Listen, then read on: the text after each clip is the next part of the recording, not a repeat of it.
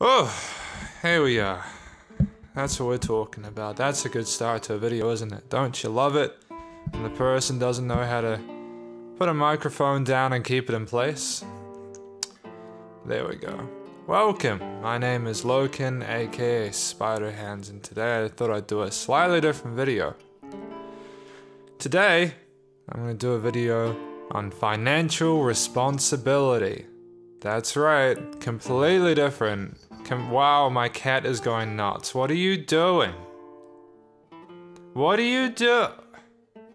She's scratching her eyes with her claws. I don't even know how she still has an eye. Nushka, calm down, please. Thank you. My goodness. So today, doing a video on financial responsibility, and by financial responsibility, basically I mean you're a mid to late 20s and you've gotten yourself into a bit of a pickle. Not a bad pickle necessarily, just a pickle. And so I'm gonna outline like a hypothetical situation. It's not mine. It's not my situation, but it's similar. Okay? Right, so actually, fuck it, let's just go with mine, since we're being honest. I have two tertiary qualifications. Can't type for shit. I also have been working for nearly 14 years. Over half of my life. Over these 14 years. Done a lot of different things. My first job was a sweeper, like a general work hand, so someone who used to be a cleaner. I used to earn $5 an hour when I was 13 years old, which was shit. It was really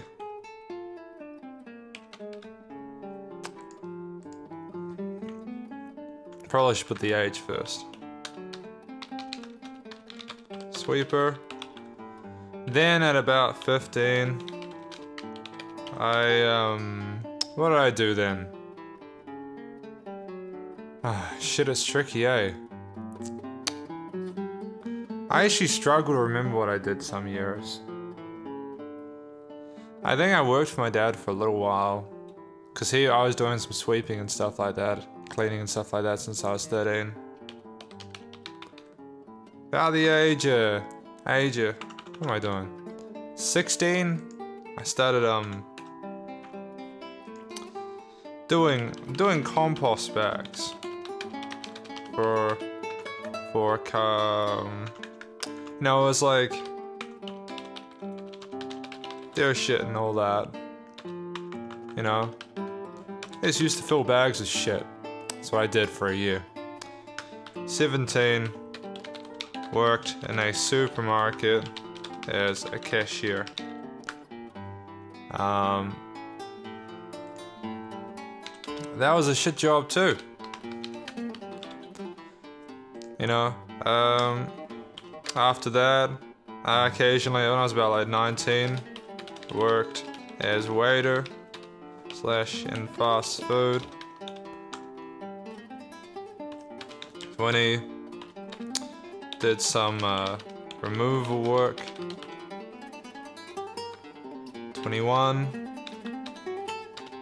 went to uni and kinda started teaching music for the first time. I still do this.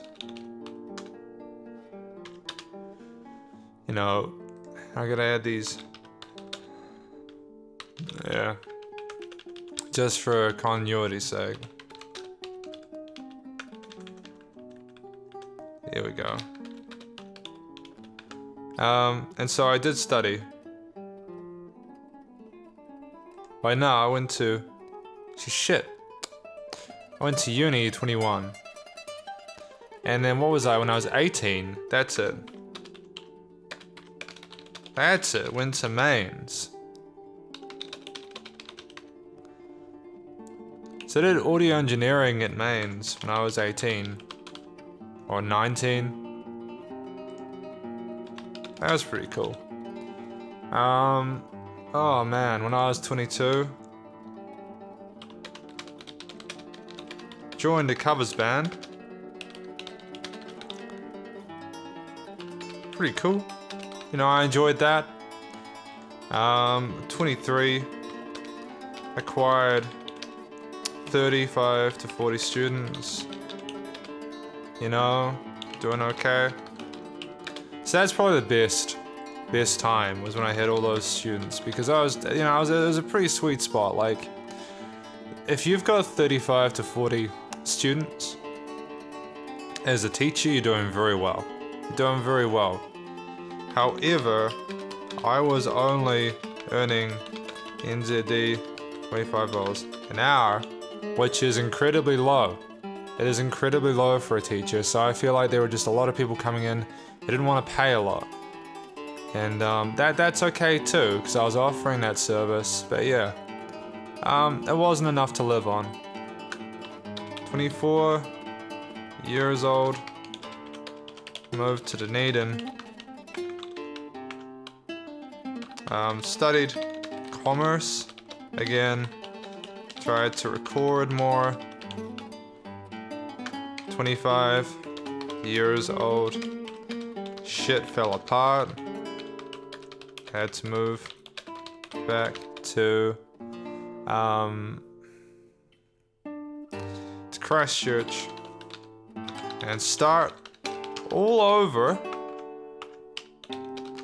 a grand total of 7 students. And then what happened was, after that is 26, finished uni. Gotta add that little dash there. Keep forgetting that. And then finally 27, which is where I am now. Getting close to 35 to 40 students. And completed a barista course.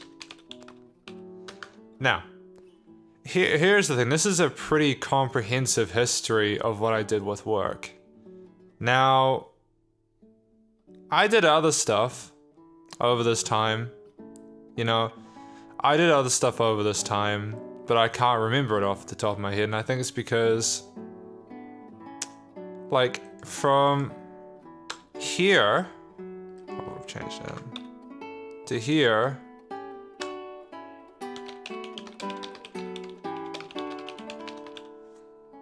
from here to about here, I've just been dealing with like some really kind of hard mental health shit. You know, I guess here,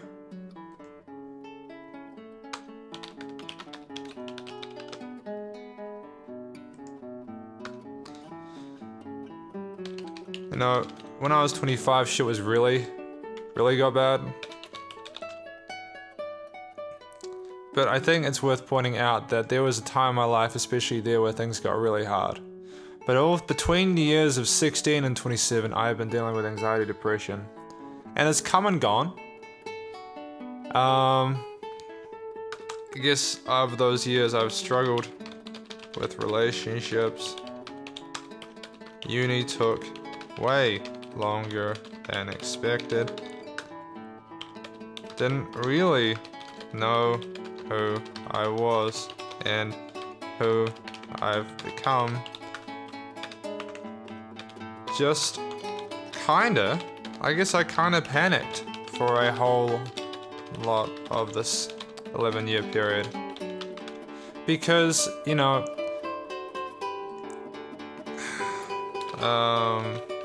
video.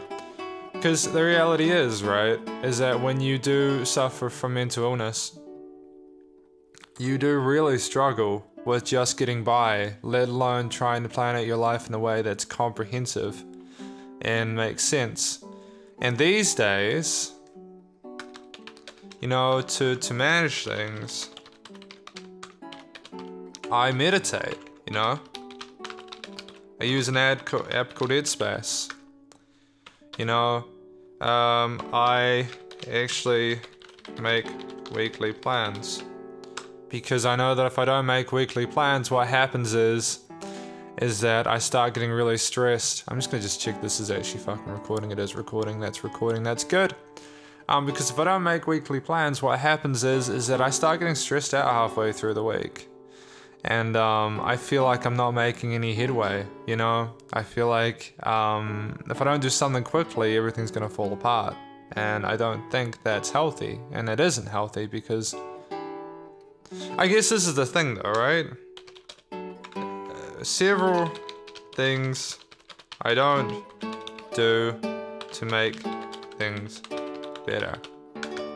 I am stubbornly independent. So for me, right, I don't like being managed. I don't like being an employee of someone else. Especially if that person is incompetent in their position. I literally hate it.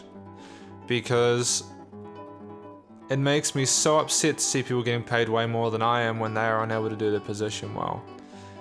Like, in previous positions I've had, I haven't been taught well. And so I've had to guess what I'm supposed to do. And I've also been dealing with large amounts of money. That's an incredibly dangerous thing. You know, you don't want to be guessing what you have to do with money, especially other people's money, especially when it's anything to do with investments. So, I mean, what it meant is that I became sort of miserable because I felt like there was just nothing to fall back on, but I knew that I couldn't leave because I know my situation too well. I know that in the position I'm at the moment, this is for anyone else maybe in their mid-20s who's kind of just trying to make their way through. You might realize at some point that you don't have a lot of money. And it might have been because you maybe had like a job that was going well for like maybe 5 years, maybe you came out of college, had a job for 4 years, but then something went wrong and you got sick of your job. So you walk out of it, but maybe your degree was too specific. Maybe, unbelievably, you did not know what you wanted to do for the rest of your life when you went into uni at the age of 18 and you came out and you were like, holy shit, what do I do now, you know? And you realize that you gotta study again or something like that.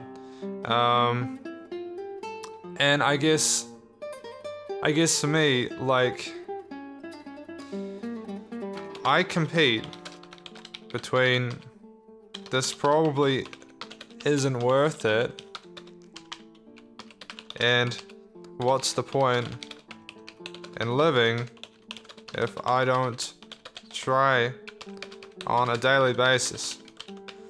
Again as well, I have realized that life is meaningless unless you give it meaning.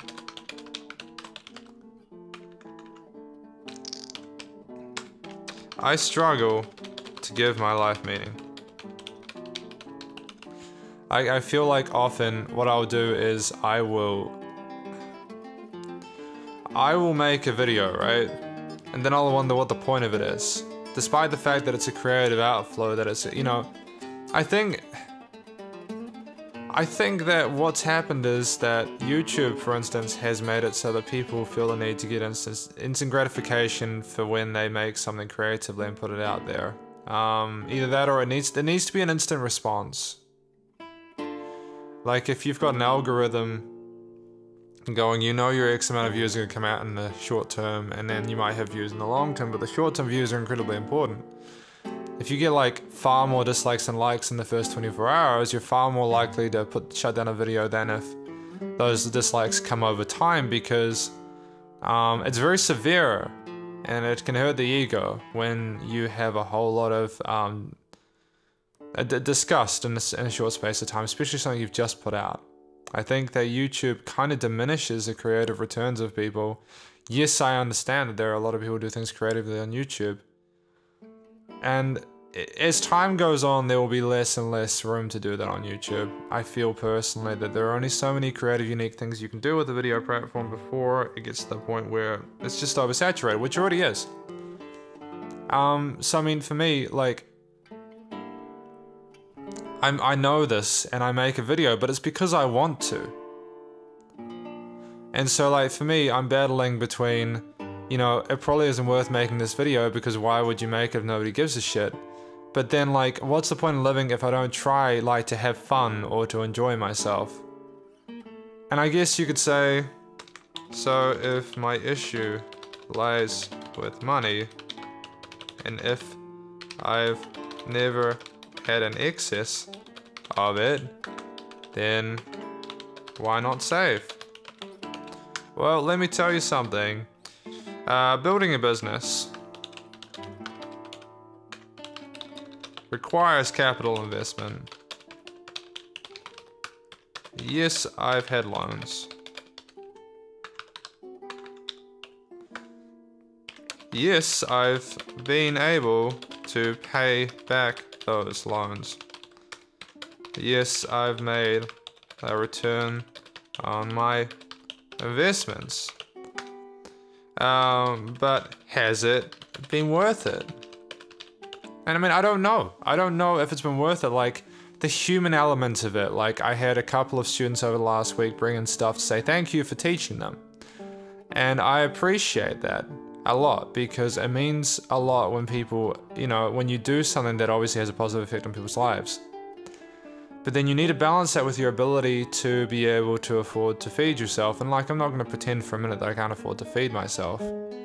But, you know, certain things you do are so... They are so... fragile. And variable. That you get to a point where you wonder if there's really any point in doing it anymore. And then you remember that nothing is constant in the first place. Like, there are people that lose their jobs all the time. There are people that lose their jobs due to managerial incompetence. So like they'll waste money and then they'll have to cut back on half their staff because they'll realize they probably should have gotten an accountant in April. Before April, I mean. And, you know, I feel like...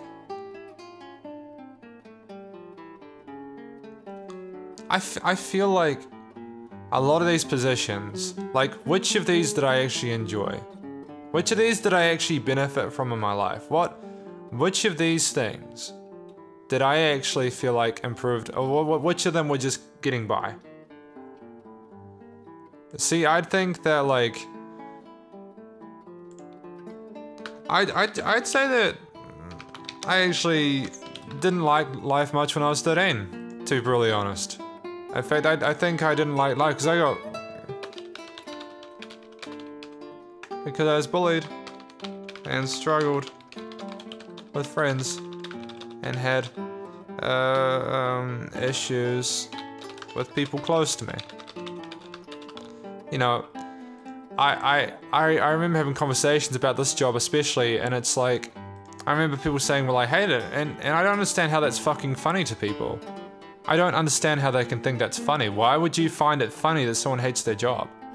Did they deserve to hate their job? Does it make you happy to see someone else miserable, you fucking sadist? I think if anybody laughs at another person doing a job when it's not meant to be funny is a piece of shit, really. I think that people have a hard enough time with their own lives for you to laugh at their jobs, at what they do. You're garbage as a human being. You're being a garbage human being if you laugh at people when they don't enjoy their jobs. Why the fuck how the fuck is that helping them? And you can tell I'm getting kind of emotional about it because I look at all of the shit that I've done over the years. This didn't help me. This didn't help me. I'm gonna say this did, because it helped me afford a lot of the things I needed to do in order to do the engineering stuff. So I'll give the supermarket job the benefit of the doubt. This didn't help me. This didn't help me. I fucking hated that too. I didn't get trained well, and then some fucking asshole comes in and tells me, it just fucking bullies me. And again, I sound like a victim. If someone treats you like shit, you are a victim. Did I like hold that against the rest of my life and think that everyone was gonna bully me? No. But if someone treats you like shit or tries to bully you in the workplace, you're a victim of workplace bullying. And saying, oh, you've got a victim mentality, again, is another shitty thing to fucking say. Fuck off. Fuck off with that. Yeah, victim blaming is just garbage. Just stop. You know? I guess, you know, this is obviously something I benefited from. And joining a covers band was pretty cool as well, you know. However, it barely fucking paid. And it just, you know, we got a gig every once a month. What was the point? What was the point? You know, this was a good time because it taught me, you know, this gave me confidence in my teaching ability. This is something I do well. And then this, you know, this was massive for me, even if it fell to shit. You know, and this was benefit as well because it showed that even when I was completely financially and emotionally and psychologically in a terrible position, it showed me that I could get better and that I could deal with it and that I was a strong person. You know, this was beneficial to me. And I guess this is as well, you know? So I mean, we continue down the page, right? You know, if we do this, we just kind of cut it off at that point.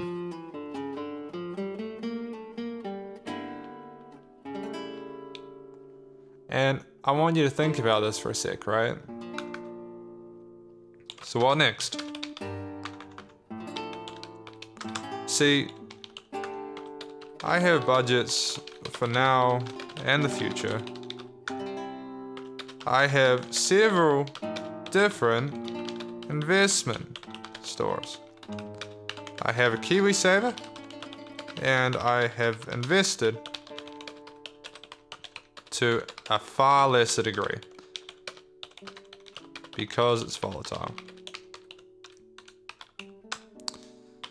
My aim is also to save 15% of total income. So let's say I earn $1,000 a week. I'll save $150 per week, or $700 per year, plus 4% of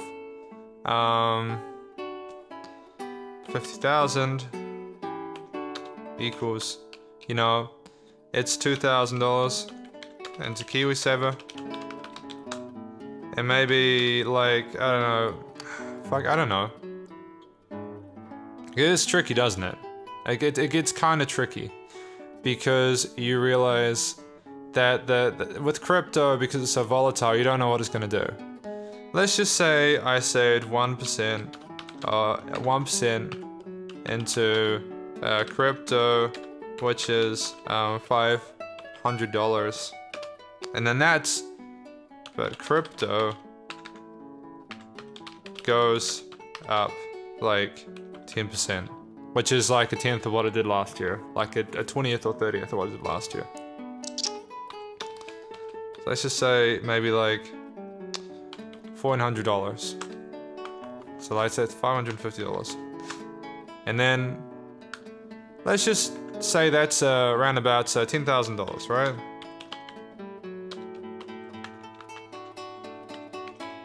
And if I do that for 20 years, that's 200,000. That's 206. That's it. That's it.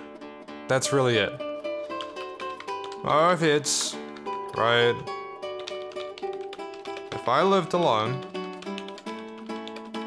you know, it would be like maybe $800. So I'd save, you know, what? How much?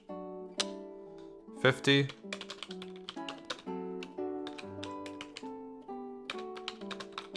$2,000 a year. Easily not enough. Luxuries. Covers, minimum emergency expenses. So overall, I have about, fuck.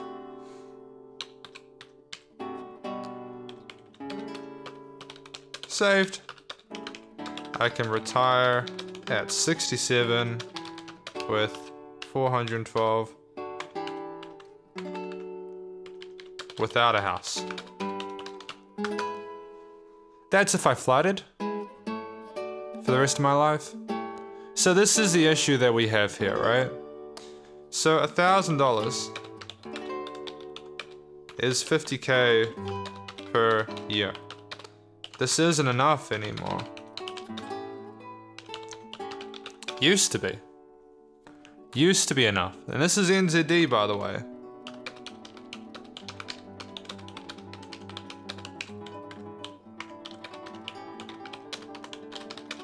That's like 36K per year in the States.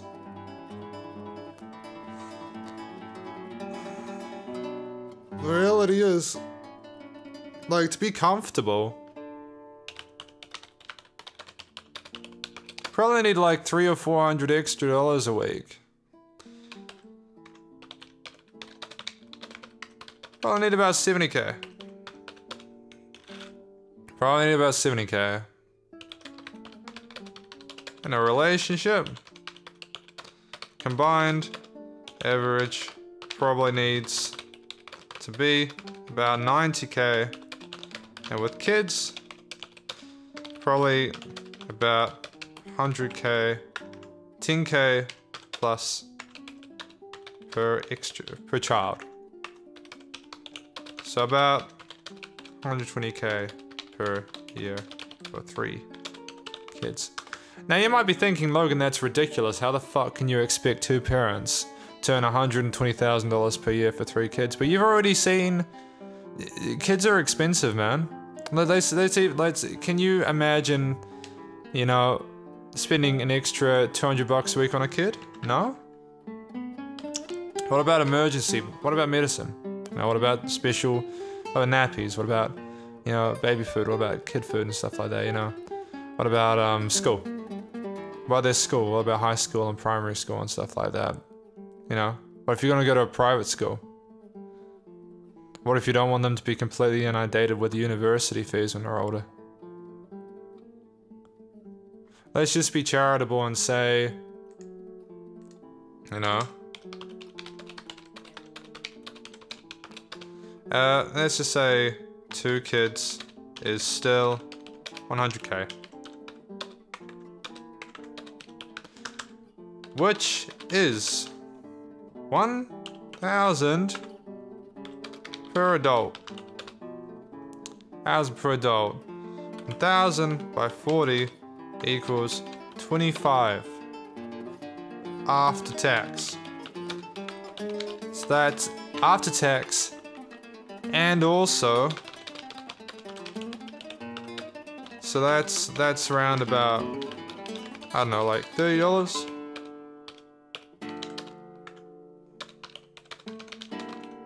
That both families would need to earn.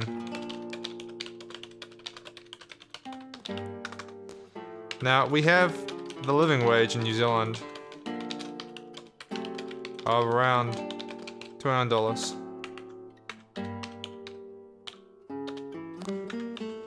I'm unsure if that's before or after tax, but that's about $850 per week, and that's for, then that's per adult and a 2-kid family. So, you know, that's about 85K per annum would probably do you alright. It would probably do you alright. Auckland is ridiculous. Like Auckland, there are, let's just for shits and giggles, right? Let's look on Trade Me at property in Auckland, okay? So, what do we got? To rent, Auckland City. All right, let's see. We're a family of 2, so we need probably 3 bedrooms. We need at least a bathroom. Search rentals. 1150, 560. So some of these aren't bad. Some of these are not bad. You know, there are these in Mount Eden, which is 70k per year. But I mean, and that's 75. That's, let's say that's 40, 45k per year. You know, the minimum, from what I can see, appears to be 500. I'm not sure where this is. It's very nice, actually. Very fucking nice, actually. That's incredibly nice. That's somewhere like, that's still $100 per week more than in Christchurch. You can look down, there are lots in the $1,000 range, and you might be like, but Logan, why would you want to live in Auckland City? I'm like, because you don't want to spend an hour driving into town on the motorway. Even after they do the motorway work, it'll still take a while because there are still a lot of cars and a lot of people like this. This is right in the center, I think. That is $80,000 per year for this monstrosity of a house. That is if you're wanting to impress people with how rich you are. This is ridiculous, man. It's just a house. It is $1,600. So here's the thing, if you're in Auckland, right? Let's just say, like for me, you know, for me, I'm budgeting like $20,000 per year for a house. But a lot of these houses are an extra 5 to 10k. So, like, for me, you just have less real income after these expenses. If you look at Auckland, right, with kids, a rent would be like almost half as much as these people would have on the living wage for some of these houses. And it just blows my mind. It blows my mind. But that's life in New Zealand at the moment. That is life. This is the situation we're in. And it's what we have to remember.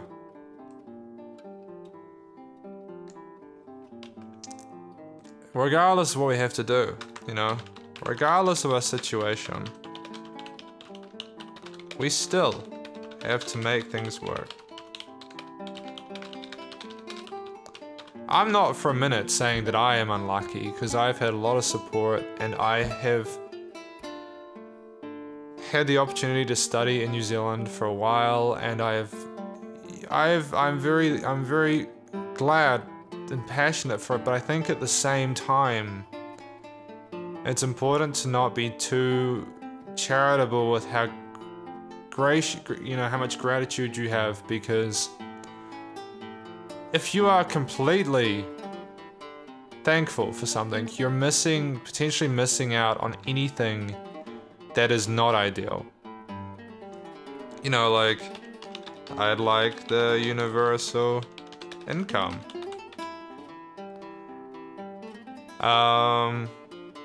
That's about like 150 per week.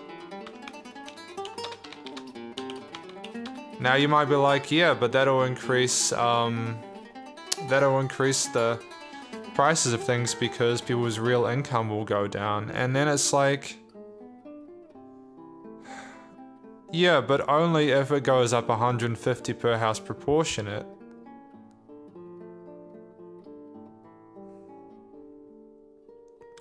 And so I guess that's a good point, isn't it? What about inflation? But then you think about, I think that's the point where you have to say, right, well, I'm sick of spending so much fucking money. Why do I want to live here anymore? But then if you have a family and you have a partner, that's difficult as well, because you got to say, right, I have these people in my life. Do I want to leave them just so that I can have a more affordable house?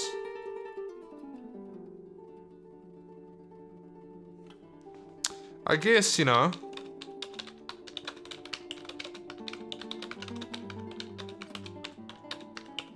yeah, I guess become a tradie and earn $30 per hour.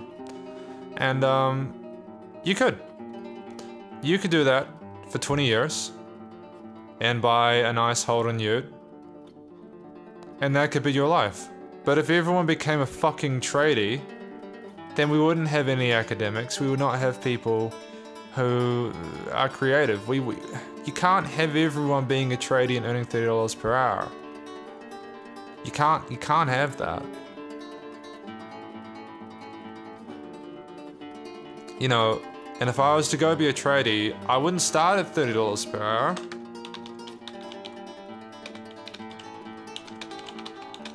At close to living to the minimum wage.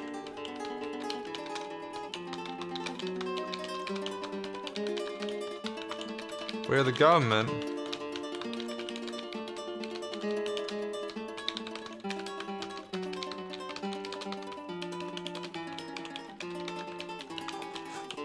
because they did, like in the Canterbury earthquake. Pardon me. In the Canterbury earthquakes. And we took on a lot of people from outside of New Zealand. I don't have an issue with it, by the way. I think it's good that we had the amount of people needed to do the work. I know some people had an issue with people coming in from out of New Zealand. But there is a time investment, right? So I could give out the money I'm earning right now to just go and do tradie work for like 45 hours a week. And I could do 40 hours a week and I could earn maybe $600. And it's actually like twice as much work hour-wise that I'm doing now. And you'd have to do that for like 2 years, maybe get some occasional pay rises. And you can become like a trained tradie after a couple of years, which is cool, you know. But in that time, I've missed out on tens and tens of thousands of dollars. And you could be like, but that's the point of long-term investment. And that's, yeah, but that was the same reason why I decided to get degrees, because I thought if I got a degree, then I would be able to get a job. That if I got the diploma in audio engineering, it'd help me get work, and it has. It has. But life has thrown some spanners in the works. And you might think I'm making some excuses. And that's okay, you're entitled to your opinion. I'm trying to give reasons. I'm trying to give logical reasons. Does it make sense for someone who has been trained to do something else? Does it make sense for them to drop it just to spend 2 years earning half as much when they need more money right now than what they're currently earning? With the chance that it'll maybe grow at some point. I don't think that makes sense. I do not think that makes sense. I think the point is that you need to earn as much as possible in the most efficient way without screwing anyone over, and if you can do that, then you're successful. I don't think it's impossible. I don't think it's impossible, but it's not easy. It's not easy. It's not easy to do this. It's not easy to live in New Zealand at the moment. You might think that it's the reductionist argument that it's harder elsewhere. Look, it is, but we're not talking about them. Where does that argument come from? Like, what are you saying? Are you saying we should go live somewhere else so that we can understand how hard it is? Because that doesn't make any sense. What I'm saying is that you are born into a set of rules and you have to figure them out. And a lot of what we get taught about getting a job and that becoming something well paying is bullshit. Because even though you do get higher wages on average, they don't talk about the limited job placements. You have to make sacrifices if you go and do well. Like, why even bother having a large amount of students for like a subject if you know that only a certain amount will get jobs within New Zealand or elsewhere? This is the question that I think universities have had to answer recently, because as I remember someone saying to me recently, universities would have to basically provide career options for people coming there to say, hey, when you get out here, this is what you can actually do. Because when I went to uni, I didn't get told that. I just got told, oh, you can probably do this. You can probably, I studied entrepreneurship. So I studied how to start a business and how to maintain it. And a lot of what I learned was actually how to sell a business. But the problem is, like with what I'm doing, I don't want to sell it. Why the fuck would I want to sell something like this? It's a service. I don't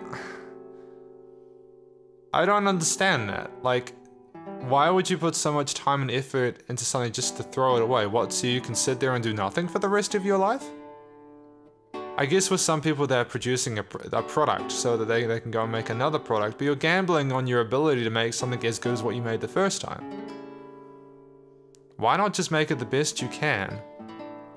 And then just fucking enjoy it. But, hey.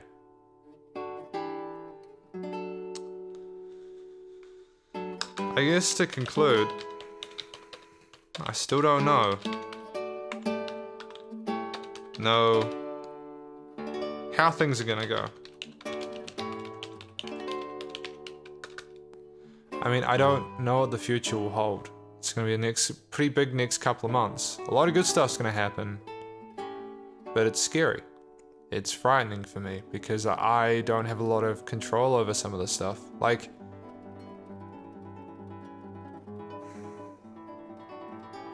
a lot of changes have happened recently, and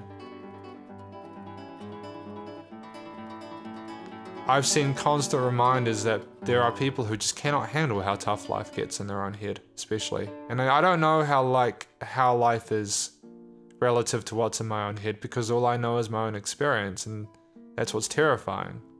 The idea that I may never know how good life can be because of what I'm dealing with is kind of shitty, but I guess what's more important is focusing on what's happening in the present, and what's in the present is that there are opportunities. But not as a cafe barista, because you can get a certificate and every job still needs a fucking year of experience.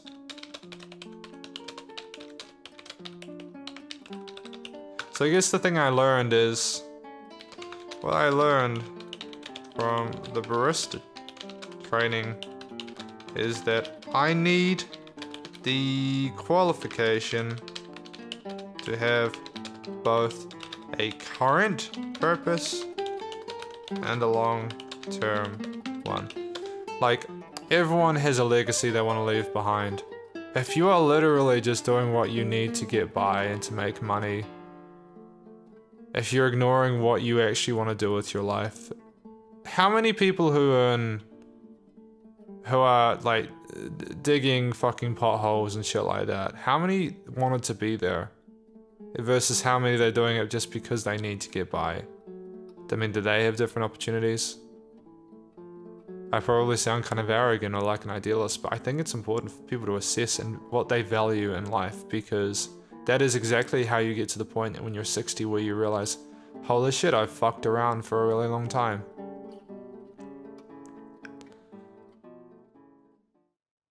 And I feel like as long as we keep calm and just try and focus on what we value, which is looking for opportunities and starting to build on them, I think we can avoid that.